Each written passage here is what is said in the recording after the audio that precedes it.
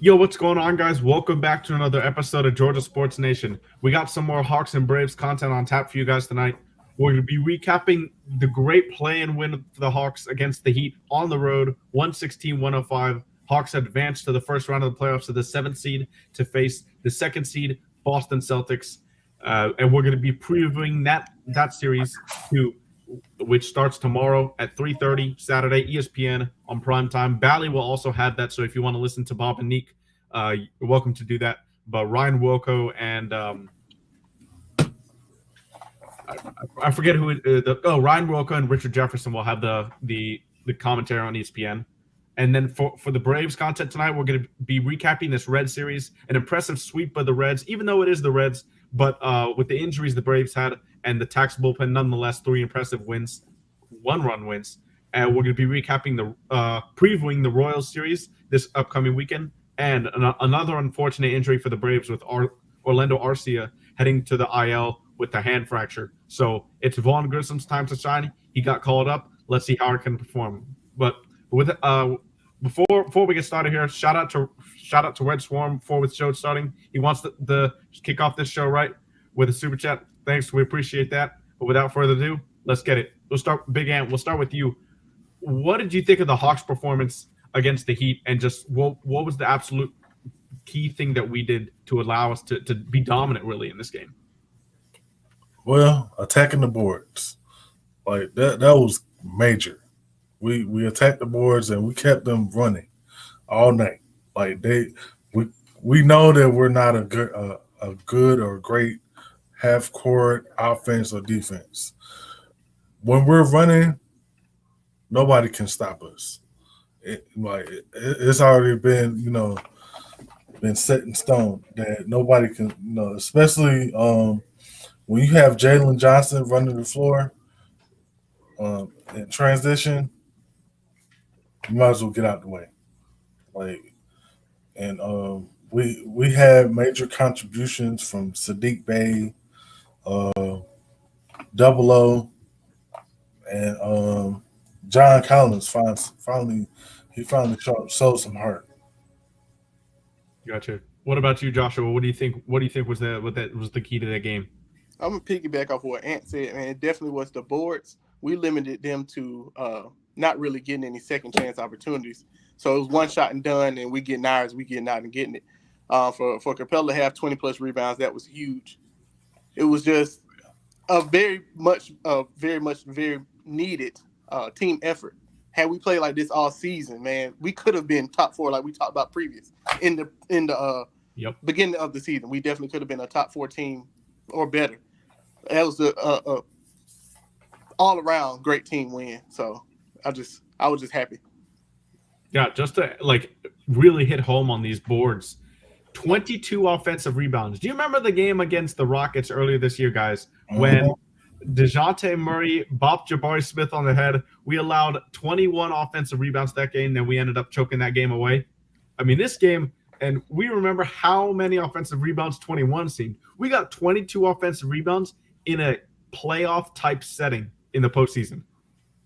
That's great effort from the Hawks. And Clint Capella, as you said, Joshua, 21 rebounds. I mean, huge game. And you saw the lineup the Heat ran out, right? Jimmy Butler at power forward. Bam Adebayo, only 6'9", maybe 6'10" on a good day at center. Gabe Vincent, Tyler Hero, Max Strus. That's a tiny lineup. Yeah. And Clint Capella, John Collins, Jalen Johnson, Sadiq Bey, Onyeka Okongwu, these guys took full advantage of it. Even Trey had a well-rounded stat line, 8 rebounds for Trey as well, and that was huge. So Trey got more rebounds out of everybody on the Heat, except for Bam Adebayo, who just had one more than him at 9. So huge win. But we'll start with the off. We'll get into the offense a little bit. When you got 7 out of your 9 guys scoring in double digits, what can that do? And how is that so difficult for opposing teams to stop? I mean, there's just so many weapons on the court, right? Yeah, all together. Yeah, that's true. I mean, we already know. Everybody knows that we're an extremely deep team. So when you allow us to score, 7 in double digits, it's impossible to stop us. Yeah, and I think the addition, you mentioned it, and the contributions from Sadiq Bey was huge. I said from previewing the playing game against the Heat, Sadiq Bey and Bogdan Bogdanovic were going to be huge in this game because they needed to be on their shot, and we needed to outscore Miami. We needed to force them to play Tyler Hero, Duncan Robinson, Max Strus, guys who we can attack on the offensive end. So in ways that are similar to the Celtics series, actually, in which we'll go into later in the show, I think it's very similar because our offense is our best defense. If we can put Miami's guys on the floor that are defensive liabilities, we'll be able to score more than we already did because they have to put their offensive players out there. And Bogey and Bey did just that. Bogey with 14 points and Sadiq Bey with 17 points, each hit 3 and 2 threes. And the bench, Bogdanovic was a team high plus 10, so huge minutes from the bench, which has actually scored the second most points in the league off the bench since the All-Star break. So that just shows you what Sadiq Bey's done, how Quinn Snyder's trying to kind of transform this offense after the All-Star break. What do you guys think of Quinn's game plan going into this game? I'm very much excited to see how he's going to play it. You know how he came in when he was with the Jazz. It was very much a open game plan to who was Conley on the Jazz then?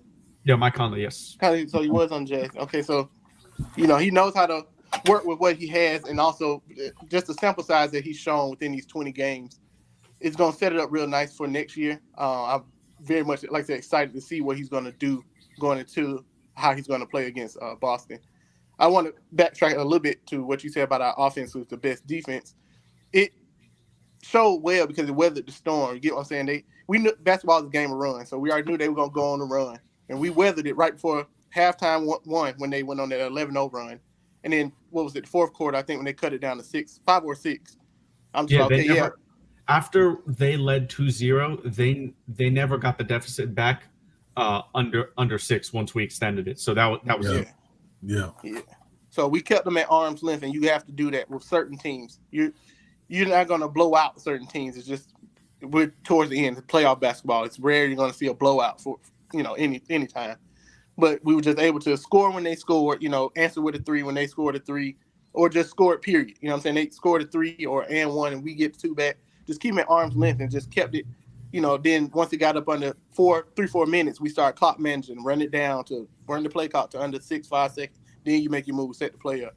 So I appreciated that we saw that from him in that game, from both guards, from DeJounte and Trey. They were both doing that, and just hey, let the clock be the third, that extra timeout or that extra possession. So we're gonna see how he plays it. And what did you think of the Hawks' offensive game plan or defensive from Quinn going into this game? Well,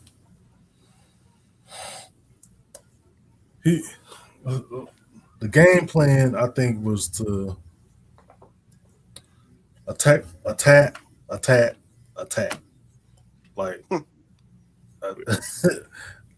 look, we've been preaching this for I don't know how long, man. Like, we was tired of seeing us retreating all the time. We know that we're a tough team to beat when we attack, and Quinn has been preaching that ongoing. Like, he knows that that's our strong suit, attack. And when you have our type of athleticism, that's tough to beat on any given night. Yeah. And for this game specifically, and really since Quinn has taken over, you've seen a big increase in 3-point volume. While we didn't necessarily hit him in this game, we shot 10 for 41 from 3, making up just 24%. The Heat shot 11 of 34, and the Heat are a bad offensive team. They're a bottom 10 defense and off. They were a bottom 10 defense and offense this year. They don't shoot the three ball very well, which they didn't do in this game either. But I really like the increased volume the Hawks are taking lately, because we're going to need that against Boston. Boston, in the games that we played them in the regular season, it was around a 20 to 30 point difference at the 3-point line in points. So huge margin there. We're going to need to offset that margin with our best offensive option, points in the paint. Against the Heat, points in the paint, we won it 64 to 46. And a lot of that was from second chance points. You know, Clint Capella, John Collins made 2 huge passes in the fourth quarter after an offensive rebound. They were falling out of bounds. Clint Capella found Bogey for a dunk. John Collins found Saddiq Bey for a dunk. So I think those 2 plays really were key in the Hawks gaining momentum. But I want to focus on DeJounte Murray's impact a little more in this game, because last year when the Heat played the Hawks in the first round, we know the Heat sent 3 bodies at Trey. The other guys really weren't able to do much with it, and Trey struggled. In this game, Trey 8 for 18 didn't necessarily shoot it well. 1 of 8 from 3. I'm encouraged that he's taking them though, because while he hasn't had a good shooting year, if he's taking only 3 threes or 3 or 4 threes a game, which he did down the stretch, I don't think it's good for our offense. Mm-hmm. I think he's got to have that confidence in his 3-point shot and find it eventually.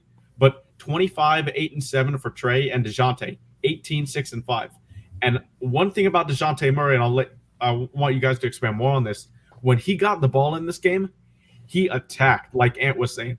When he got the ball, when they double-teamed Trey, DeJounte was ready to make a play, whether that's a dive to the rim, a pull-up mid-ranger, pass to the corner to find a Bogey, Saddiq Bey, John Collins, 3-point shooter. So I really like DeJounte Murray's impact in this game. What did you think of him? What did you think of him on Tuesday?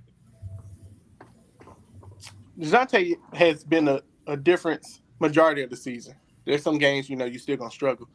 But you can see the difference between only having one point guard that's real good with the ball and great in decision-making, aside from having 2. So now either one of them can play off the ball, or like you said, when you get the ball, very much aggressive going to the hole, you can drive and kick. Or his mid-range it's up there. It's above average. Yeah. So definitely, if any given night he hits the hot hand and he starts going on, he starts making them, it's a problem. So it really very much a difference between what we saw in last year's series in the playoffs and this play-in game. So I'm just happy to see us get through that. And, man, just to see how we go against Boston now. Nobody's giving us a chance in this either. But, any given night, you show up and do what we know we're capable of doing. It's going to be a tough series. Especially with that effort. Yeah. Yeah, exactly. Yep. Got to show effort. That's all it's about. Yeah. And I want to get to this point by Southside here when he said this game, our team cleared the outside noise after what I thought the organization embarrassed Trey and the players. I'll mention this briefly, but we're not going to spend a lot of time on it because it doesn't require a lot of time, and it's not worthy of it. Yeah. But that article by Kevin O'Connor or Kevin O'Clickbait, whichever you prefer, on the Ringer, it was just, I cannot believe that so much information came out the day the Hawks had a national TV game. There was no news about the Hawks ever nationally since Quinn took over, or really since Nate got fired, because it took a little bit of time for Quinn take over, about 2 weeks. And now the first article that comes out about the Hawks nationally is the organization might explore trading Trae Young in this offseason. I hope and I think that the Hawks, this lit a fire under the team, and especially Trae, because he played really well. While he didn't shoot the ball well, he had a great game. Just that 1 3-minute stretch in the end of the second quarter was the only part of the game where I really feel that like the Hawks and Trae specifically weren't in control. But other than that, I really do feel that Trae played a great game. But do you guys think that the articles and just the rumors we heard going into this playing game fired up and motivated the team and can possibly do the same against Boston? Man, it always does. We always have said it's hate against Atlanta regardless. They don't want to see us be great. I was talking about this at work today. It's a little off topic, but it's dealing with all the Atlanta teams regardless. This might be one of the few years that I can remember in my lifetime where everybody has a chance to make the playoffs and make runs, including the Falcons, and we ain't even got to that season yet. But it just the city is on a different type of time ever since the Braves won their championship. You get what I'm saying? So we just, it's a different type of. It's definitely a different type of encouragement. I've always been type, I want you to say I can't do something. So that's going to definitely make me prove you wrong. And we got to use that to our advantage. Trades too little, use that to your advantage. Nobody chose us to win that play-in game, use that to your advantage. So, yeah, nobody shooting us against Boston, give them a run. Even if it goes 7 and we don't make, man, they're going to be tired out and then, okay, it's going to put the league on notice. So we definitely got to get it. What about you, Ant? Yeah, I agree. They love to hate us, man. Like they've been hating on us for years. Like that, not just the Hawks, but Atlanta in general. Like they have been putting their foot on us for I don't know how long, man. Like it's been years. And it's unwarranted because all we do is mind our own damn business, and we work hard. But I think what the part of it is, we don't pay attention. We don't give them enough attention, for their narrative to come true. And I think that's why that little article just magically appeared. Even though it surfaced, months before, like, oh, okay. Like, so you just gonna let this, I'm just sending this out here right in time for their game. I'm like, man, come on. Y'all know what y'all doing. Exactly. And I want to switch gears a bit in this game because we talked about the offense, right? The offensive rebounds, 21 rebounds for Clint Capella, the points in the paint differential, the 63 to 39 rebound difference in favor of the Hawks. And we talked about the 3-point volume as well. But let's talk about the defensive side. Yeah. DeAndre Hunter was in foul trouble this game, had a bad offensive game, 2 for 9 shooting, 0 of 2 from 3, just 6 points. John Collins didn't have the greatest offensive game, but was there when you needed him. 10 points, 4 rebounds, shot 50% from the field, made his only 3, 1 of 4 from beyond the arc.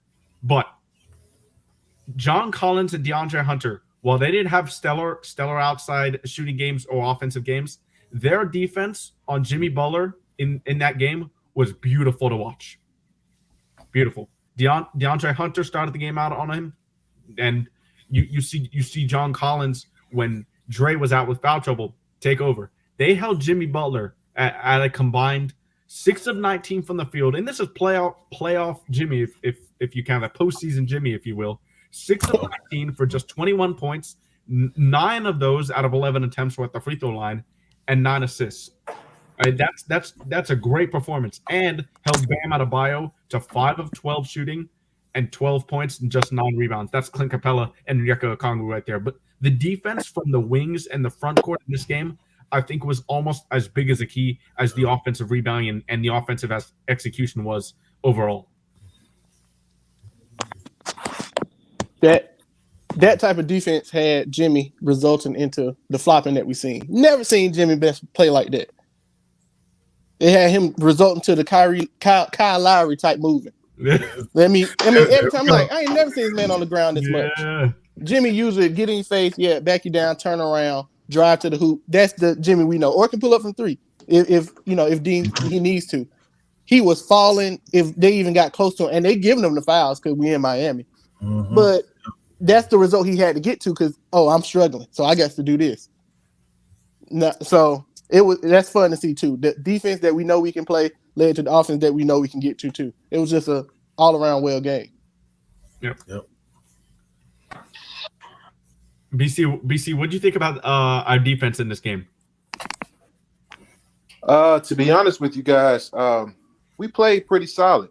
And I just listening to you guys before I came on the show about we know with Coach Snyder, you could tell we're a different team. We play hard on both ends. especially on the defensive side. We're crashing the boards. We have really never seen that on a consistent level where we're crashing the boards consistently, blocking shots. I mean, Okongwu, look like a beast out there, and he's been doing it all year.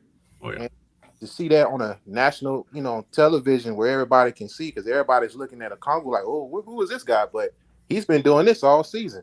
So just the defense and the offense, we really playing well right now.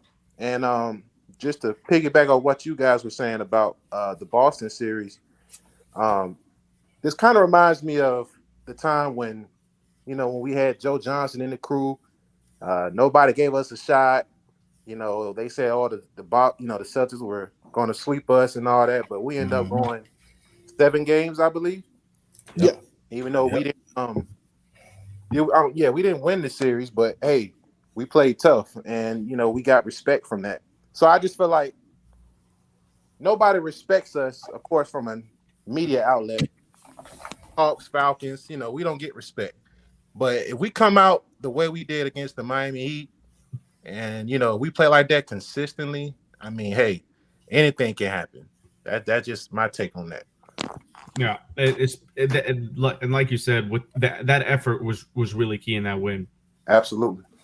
We had people didn't know who Jalen Johnson was. I saw this one tweet from a Heat fan that I interact with frequently on Twitter. He's like, "Who is Jalen Johnson and why is he cooking us?" That was the exact tweet. And people don't know. We had Monica I think it was Monica McNutt on ESPN after the game talking like, yeah, they have a ton of 3-point weapons. Sadiq Bey, Bogdanovich, Herter. She said Herter, and she probably meant Hunter, but like still, I imagine if she didn't know that we traded Kevin Herter last year, unfortunately, in the offseason. But it's just it's kind of crazy stuff. Right. So yeah, that's just some of the examples. But let's get to this point here by Southside too, because I really wasn't a fan, and I know you, and I know I said this on the show multiple times. I really wasn't too big of a fan at the time of the Sadiq Bey trade. His dribbling left a lot to be desired. I thought the defense wasn't that good. He's gotten better defensively. I still do think he might be our most liable defender, but I think that his defense, especially the team defense, how he rotates, his zoning 2 and 1 on the 3-point line, it's gotten a lot better since he came over, and that's with getting used to one coach. He had 4 coaches. He had Joe Prunty, Nate McMillan, Dwayne Casey, who's gone and now in Detroit, and now is Quinn. That's 4 coaches within 2 weeks span when he came over here, and I think he's gotten used to Quinn, and I like how he's playing right now. But he's gotten to the rim a lot. He hustles, he crosses the boards. I'm liking his aggressiveness to the rim lately, and he's gotten a better handle, I believe, since he's been here. But what have you guys been the most impressed with, with Sadiq Bey's impact on this team? For me, it's adding another shooter. Yeah. Well, I said, like, besides his 3-point shooting, because that's what we brought him here to do. Do you think that he's made strides in other areas that have really added to that bonus of acquiring him? He's cutting to the basket. He ain't just shooting. He's actually cutting to the basket, getting layups, dunks, and I see a little effort on the defense too. Yep. Yeah, he hustles. Yeah. No matter what I say about his defense, he hustles. Yep. That's what I'm surprised about his hustling on defense. Mm-hmm. I think we did not see that in Detroit. I think a lot of and I was just gonna point that out, and because in Detroit, when he was like first or second option when he was out on the floor, you're not really expecting to win in Detroit, right? You're trying to get a good pick in the draft, right? How important is the effort on defense, right? But when you come here to Atlanta, the expectations are right now that we want to win. We just got DeJounte Murray in this offseason. We try to get better, and now Sadiq Bey comes here. He wants to win.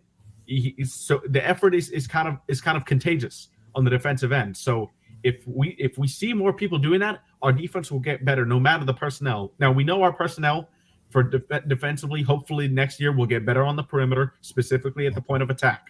Yeah. But I really like how Sadiq Bey has played with us so far. Yeah.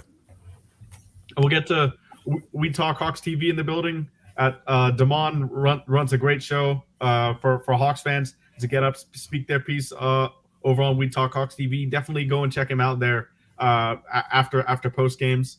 And he says, "Tell Trey to stop shooting threes. Shoot." What is your guys' response, or what did you guys think of Trey shooting 8 threes? He went 1 for 8 in Miami, but in my opinion, I think we need Trey to shoot threes still because, one, against Boston, they shoot a ton of threes. We're going to need something to offset that. 2, I think it's the confidence. I don't think we can have him taking less than 3 or 4 threes a game because that confidence level still needs to be there from Trey. He's our superstar.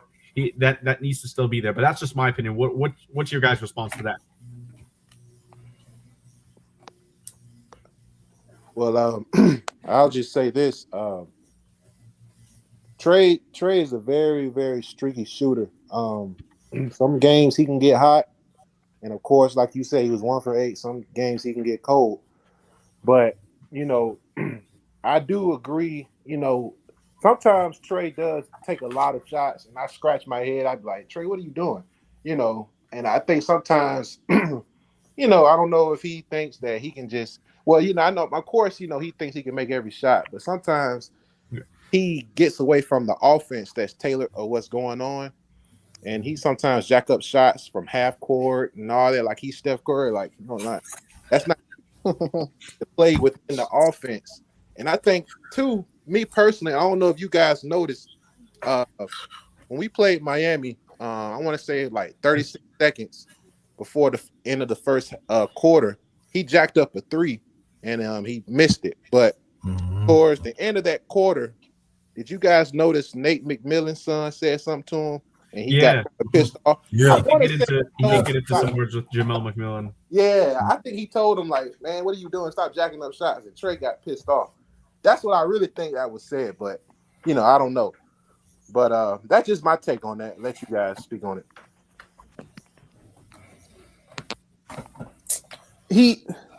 I'm piggybacking off of what you said, Mikey. It's definitely about the confidence. You know what I'm saying? You need to see it go in to continue to keep putting them up there. Now, even if you are 1 for 8, you have to still put that threat out there. Sometimes where players go out there, they're injured. You just need them out there as a body still. You get what I'm saying? If it's still if it's a start on your team. So him not shooting threes and he gonna go away from it and just start driving, then that lets that team know we don't have to defend this. We can stick in the paint. All 5 of us stay inside the arc, and we can just shrink the floor that way. He still spreads the floor whether you're hitting the shots or not. That's what you need, and confidence comes with that. Mm-hmm. Yeah. We need every game to be like the Garden, though. I mean, you're gonna drop 40 a night there every day. You do, This is technically still the Garden. It's just not Madison Square. It's TD. So you can just go ahead and do it. Yeah. So imagine it that way. Yeah. And if you wanted to touch on it too. I mean, my only yes, he needs to keep shooting. Yeah, yes, by all means, because you're our superstar. I just want him to be smarter about shot selection, right? And how you what point you take a shot, and this and that. Yeah, like you can't just jack up a shot just because you feel like it, or it has to be the right moment, or I just don't want us to shoot us out the game. That way. That's what I'm on. Yeah, and this is a great segue into recap and to previewing the Celtics series coming up, because the Celtics don't have, if you look at the team around them, as a whole, don't have a weakness you can attack. I mean, they don't get to the free throw line a lot, but they have really good defense, a really good offense. One thing they do kind of struggle with, though, is defensive rebounding. We can attack the glass on them, and at second chance points, we can attack the glass, but And I bring this point up because if Trey takes a ton of threes that aren't in rhythm of the offense, are some couple 30-foot logo threes, and they get a long rebound, man, the Celtics are going to run. They're going to run down that floor, and they're going to look to shoot a three. Derek White, Marcus Smart, Jaylen Brown, Jason Tatum, Sam Hauser, Al Horford, Mike Muscala, Luke Cornett. Who else? Peyton Pritchard, if he gets minutes. Like, all of these guys are knockdown shooters. Yeah. And we know the Celtics are going to try and hit us from the three-point line. Yeah. So, I saw today when I watched John Corrales and Brad Rowlands preview the series on Locked On Hawks and Celtics crossover. A shout out to both those guys.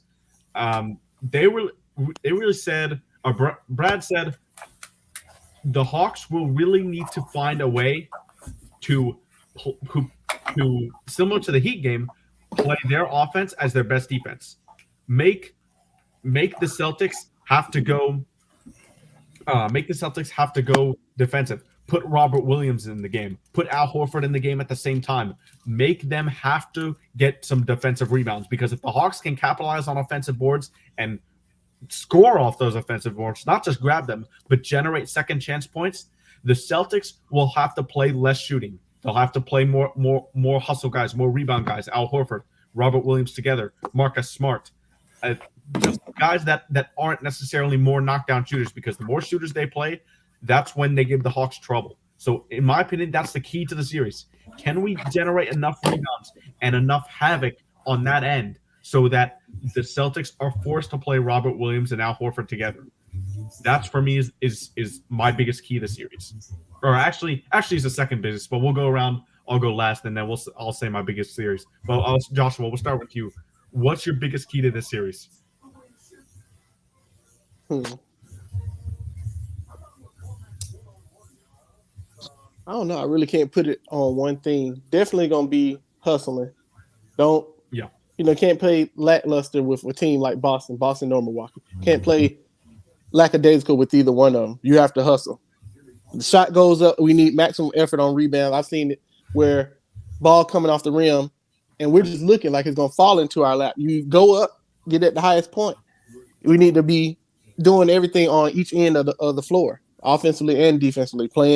Can't play off. You gotta be in their face on the defensive side, because they're going, like you said, they're gonna pull it. If you give them enough space, this much room, they're gonna try and knock it down. So for me, probably would be effort. Definitely would be effort. Maximum effort every game. BC, what about you? I'm going to agree with his stance on it as well. I mean, the blueprint, of course, I keep going back to the Miami Heat game. If we just play like we did against the Heat, rebound the ball, play defense, take good shots, play within the offense, get your players involved. I want to say we had at least maybe 7. I think I said 6, 7 players with double digits. I know Jaylen had like 12 points. So we got to get these other players involved. It's not just Trey and DJ. We got to get everyone involved, so that way it can take the load off them.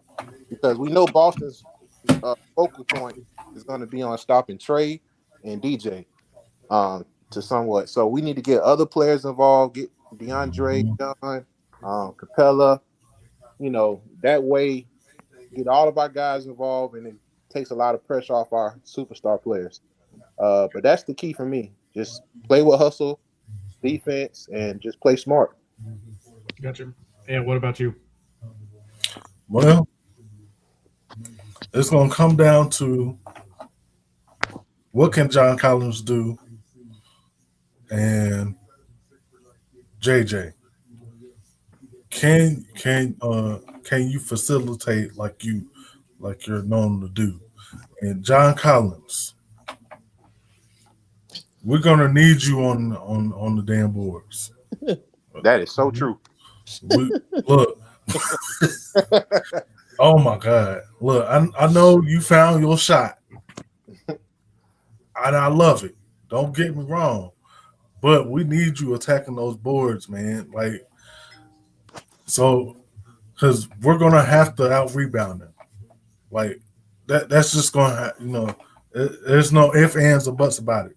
There's no going around it. No, We're going to need you on those boards. Yeah, with the Celtics, with them being just a better team overall than the Hawks, we're going to need to out-hustle them, like you guys are saying. They might if our executions is going to need to be really close, to, if not better than theirs, but our hustle is the most important. Now, in like a more specific point for me, as well as the rebounding, my key to this series is points in the paint and getting to the charity stripe. For me, points in the paint, the Hawks dominated that in our game in our wins against in our games against the Celtics. We went 3 against the Celtics in the regular season. The third game, you can just throw it out. That was the last game of the season. No starters really played in that game, so throw it out. But the other 2 games were both blowout losses. But the points in the paint and the points at the free throw line are how we can offset their damage at the 3-point line. We need to have more combined points in the paint and free throw points than they had points from 3, and that's going to be the key for me. We need to be the absolute tip-top shape at our strengths, so that it's better than Boston's strength, which is 3-point shooting. So for me, points at the paint and free throw on offense is how we're going to make them. Is how we're going to make their life tough. And this is going to be the second straight series where, normally it's very common in basketball terms, any level, to say your defense is your best offense because you can play fast. But I think for the Hawks, 2 in a row now against the Heat and against the Celtics, for me, our offense is our best defense. Exactly. And I think that can be true here, just because if we force them to, if we get boards, we pound them in the paint, it's going to force them to keep Robert Williams on the floor, and that favors our defense because it's less shooting we have to deal with, which we know we struggle with. So that's my key. Any final thoughts, or any final thoughts before we move on to some Braves content here? I think that's it. We're good. All right. Let's move on to the Atlanta Braves. So this has been a great start for the Braves overall.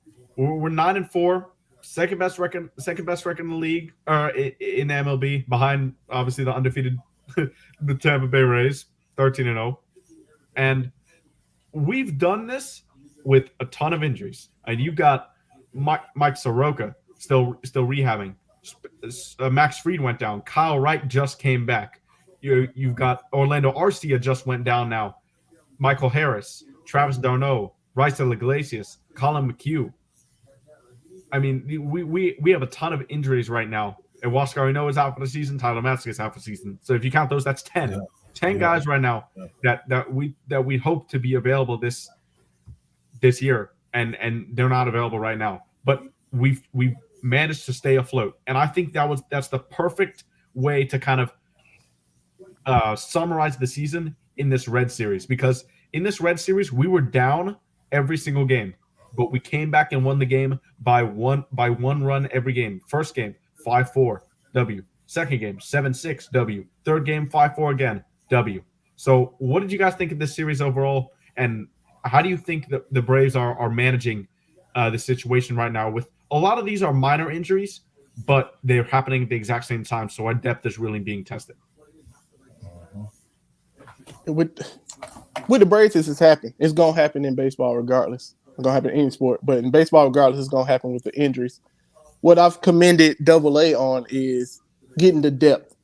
Yeah, we don't make a lot of splash moves, and before, I don't even think this offseason we made a big splash move, aside from re-signing the people that we have. Well, Murphy, yeah. I didn't consider that a big splash move. It's just you had d'Arnaud. It's an upgrade on defense, but definitely it's not like other teams. Oh, the Phillies getting better. Oh, the Mets spending $500 million. Okay, it don't really matter, and Mets still gonna Met, and the Phillies, still wondering what they're gonna do with their stuff. What AA has done is build depth. You can never have too many pitchers. That's for one, and you can never have too many people who's the next man up. And I've commended the Braves on that since 2018, since this run has started of playoffs. So long as you stay the course and everybody comes back, I mean, you've lost 5 out of the 9 starters. I mean, 4 out of the starting 9, if you include Max Fried as an ace. And you still have done, what you need to do. So we've got a glimpse of what Grissom's going to do. So that's not anything of, any difference. It's just how he's going to bounce back this year at the plate. Over this, he's definitely probably going to get about a month's worth. Like I said, and I was telling, told the dude in the chat that, we couldn't add Arcia to the 60-day because you have to spend those days on the IL. Yeah. So don't put him on 60 and he'll be back in 30 or 35. Then you're going to miss 20 games worth. So you can keep putting on the 10, but it's probably going to definitely be a month at least worth of Vaughn Grissom. So, we're going to see. And hey, keep doing what you're doing. So. And what did you think of this Red Series this past week? Love the Red Series. Always shown fight. Even in those losses, minus the Sunday night baseball game, we showed fight in every game this season. It's still going to take time for Snicker to get the lineup how he wants it.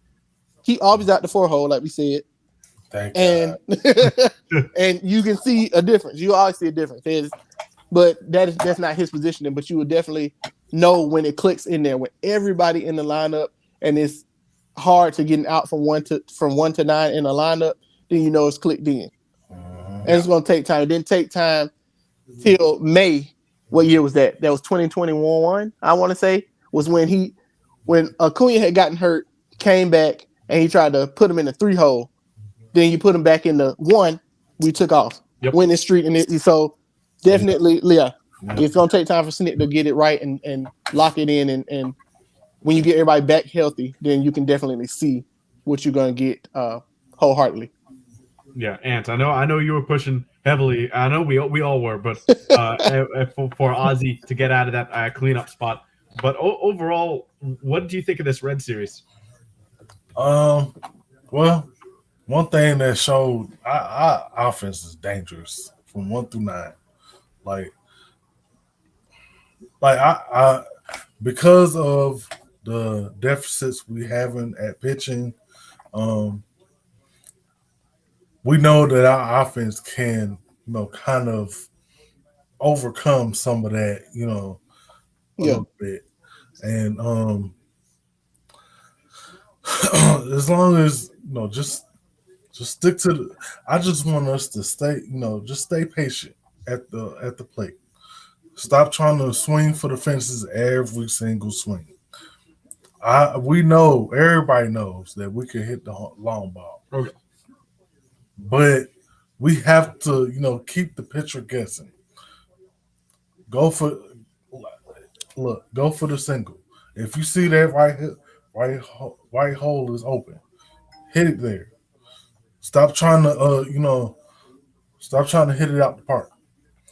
Take what the defense is giving you. And that's what they did every single night in their Red Series. They was taking what the defense gave them.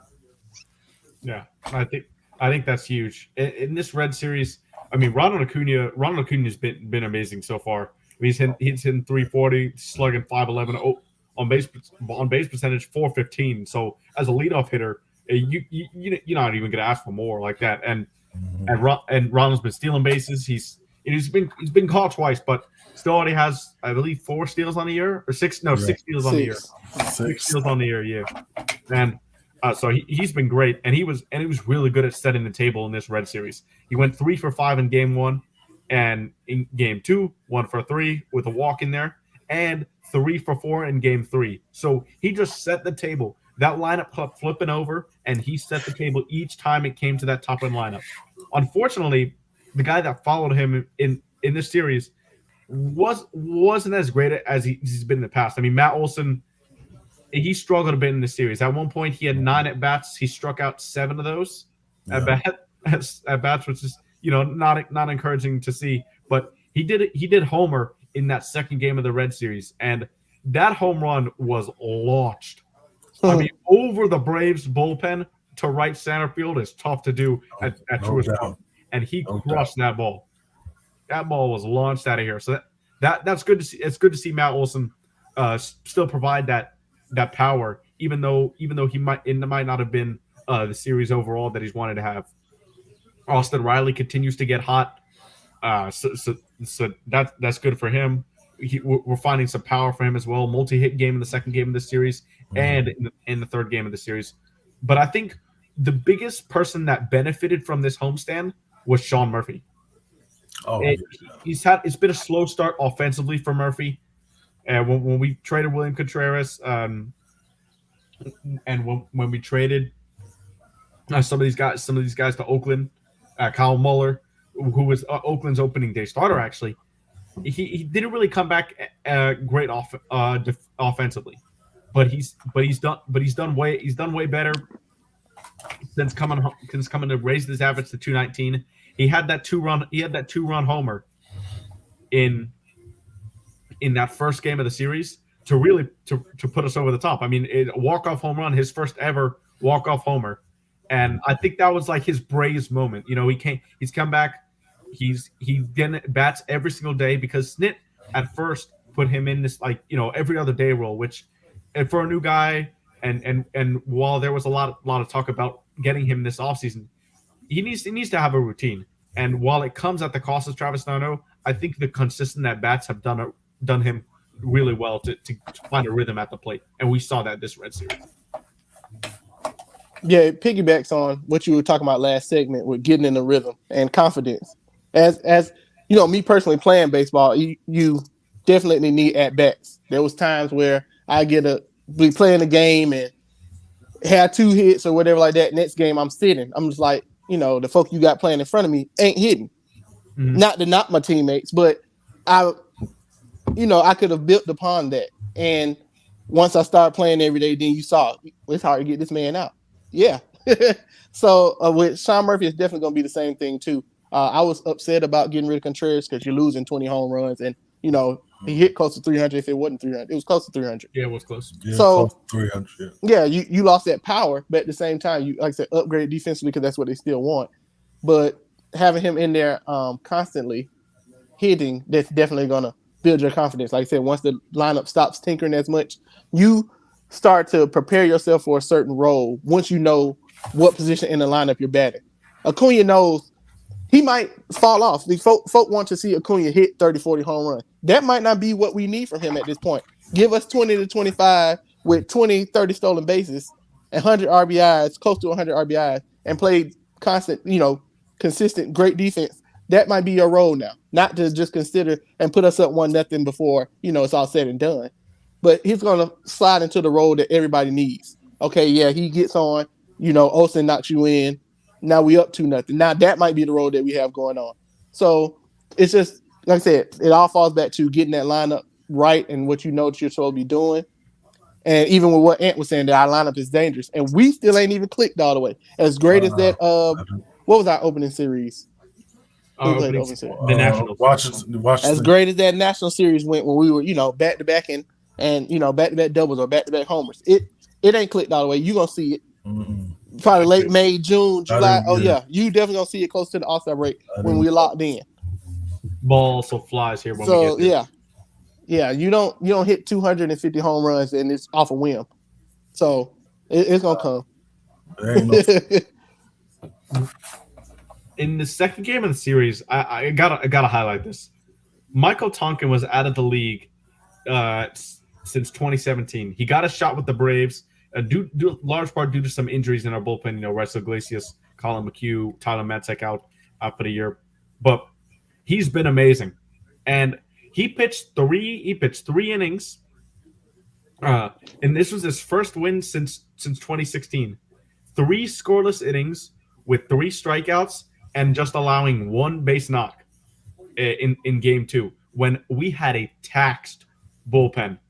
Mm-hmm. And I think we've got to notice how good he's been for us, because when you see a guy that was out of the league, is a journeyman, he's come back, get his first win since 2016.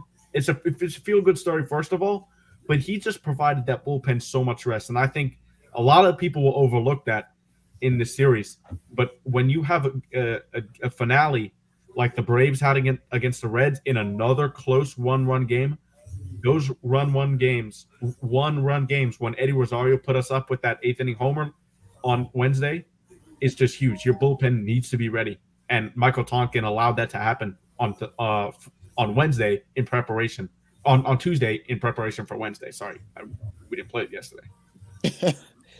Yeah, you mentioned one of the guys. It almost sounds like too. It sounds like Matzik. Matzik without leave for a little bit with the yips. Sounds like Johnny Venters back in the day when he had three Tommy John surgeries. So it is those type of stories. You're gonna have that in baseball. Something I love about it, man. So it's just like you as long as you have the confidence to come back and do what you know you can do. It just takes that opportunity for you to get it. And his opportunity is now. He's taking advantage of it. It's going to open the coach and staff's eyes that when players do come back, that, they have to second guess on either sending him down or, putting him on waivers. Yeah. Although he might have cemented his place. Yeah. So Kirby Yates has often had the setup role in that 8th inning. He hasn't performed to his ability that we know, but in this Red series, he looked a lot better, especially against the Padres. But Ant, if you want to touch on this, I think Kirby Yates may have found something in those last 2 games against the Reds. Yeah. I mean, we know he's not a closer. He's not a starter pitcher. He might be that setup guy that we're missing while Mastic is out for the whole season. So, and this Red series, a couple of those games we were struggling in that starting pitcher role. Oh yeah, and our bullpen was taxed this entire series. Yeah, we needed somebody to come in to stop the bleeding, and it may not have been perfect. Trust me, I know, but we held on. Yeah, we got it done.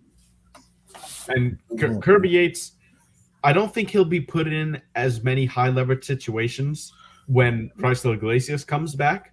He'll be closing. AJ Minter will be in that setup role, and then you might see your Kirby Yates in a 6th or 7th inning role, ideally. But I hope he can find a rhythm and settle into a setup role while Iglesias is on the shelf, because Minter has not exactly been perfect. He's had one rough outing, but in most of his outings he's been pretty good. So hopefully he can find a setup role and gather into rhythm. Like, okay, we know we might have Tonkin with his great performance. We might get him in the 7th, or Nick Anderson's been pitching really well. So those 2 in the 7th, Kirby Yates in the 8th, AJ Minter in the 9th. Hopefully we can establish a rhythm if all those guys are on point and pitching well at the same time. But I do. Before we talk about just Vaughn Grissom in general, I do want to recap this. Sorry, not recap. I keep saying that. Preview this Royals series a bit. The Royals are not a great team, right? Obviously, they're a rebuilding team. But we start the series tonight at 8:10. What do you guys want to see in this series? Who do you want to see just take advantage or kind of like break out of a slump that they've been recently having? Even though he hadn't had a bad year, I want to see Austin Riley turn up just a little bit more. And just to see the starting pitching make it at least to 5 innings. Yeah. Anybody past Morton tonight, I don't know who the other 2 probable starters are. But yeah, just to take more pressure off of the bullpen at the time that we are at right now.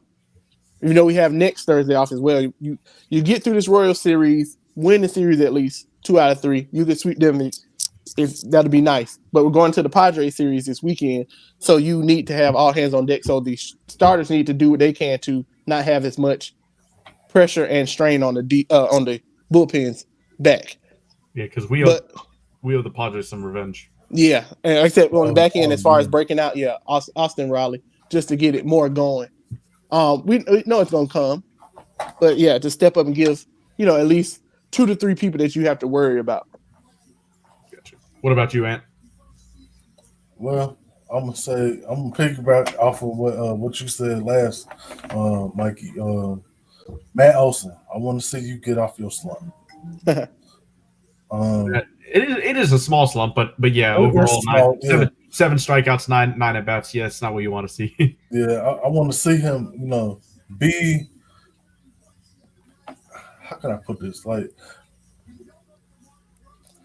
when you see a strike, like a ball down in, that's not in the zone, and you know that you can't do anything with it. Lay off of it, especially if it's ball four. Take that base. Be more selective. For what I'm saying. More selective. And I want to see Eddie Rosario to continue what he's doing.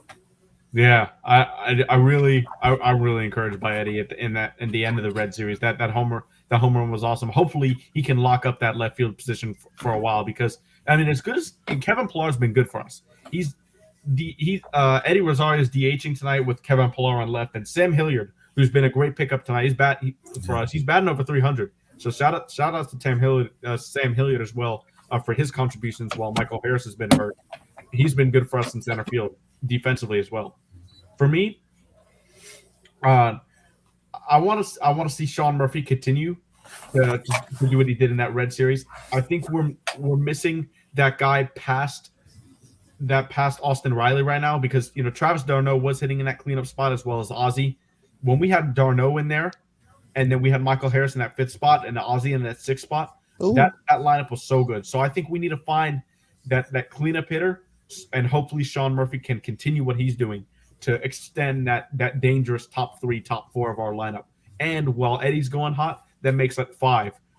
Ozzie, hopefully he can find a rhythm. I do like how Ozzie's taking his walks more this year than we're used to. So that's been encouraging from him. But I do think we have to spend some time on the elephant in the room. Marcell Ozuna. He 3 hits this year, 2 of them homers, 1 single. He looks bad. He non-competitive at bats. At least he's taking his walks more than normal, but they're non-competitive at bats. How long do you think Snit goes with Ozuna this year?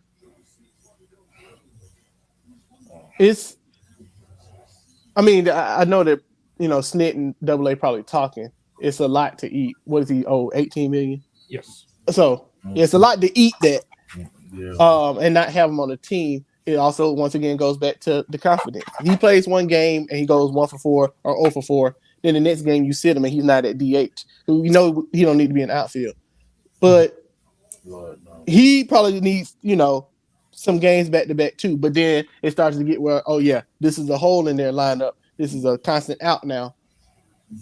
We ain't asking for too much from you because you don't have to do too much. We ain't asking for the 2020 you because that was a season, but we're asking something different than what we've seen. But as far as how long it's going to take, baseball's a long time. You probably give it another month, maximum. I agree. I think month as well. May. I think it's May for me. Yeah, around the end of May, you can really guesstimate, and that's when you'll start to get people back too. A good little bit of players. So then you can be like, okay, yeah, we're just better off just cutting you. And then if we try to trade you ample times and the trades ain't go through because people don't, no other team wanted to even take on that contract. Yeah, that's what we're gonna give it. We're gonna give it about another month with the playing time that he's getting. But don't be surprised if you do see him, on waivers and then take some time down. Yeah. For me in this Royals series, another thing I want to see is it's good starting pitching. This Royals team, to put it lightly, is not great offensively. They've got their top 4: MJ Melendez, Bobby Witt, Vinny Pasquantino, and Vinny Pasquantino. That was bad pronunciation there. And Salvi Perez. Those top 4 are good. But after that, with Kyle Isbell, Edward Olivares, Michael Massey, Franmil Reyes, who can provide some pop, and then Nicky Lopez down at that 9th position for tonight. Their offense, they're not going to hit a lot of homers, but they can be pesky. They can fight off pitches, and they're going to be guys that don't strike out a lot. But I want to see some good outings from Charlie Morton, Bryce Elder, and Kyle Wright, especially in this series after a rough outing in his first of the season. But Charlie Morton, look, Joshua, I know me and you have discussed this a ton of times. We know Charlie Morton's going to go 5 or 6, but is it going to be an efficient and is it going to be a relaxed 5 or 6 innings? Because for Charlie lately, the long ball's giving him trouble, and it's hit by pitches too with that curveball. So hopefully he can be efficient. Ant, what do you think? What do you think you want to see from the starting pitching from either Kyle Wright, Charlie Morton, and Bryce Elder for the next 3 games? No stress innings, please. Look, I mean, one on base, okay, that's fine. Okay.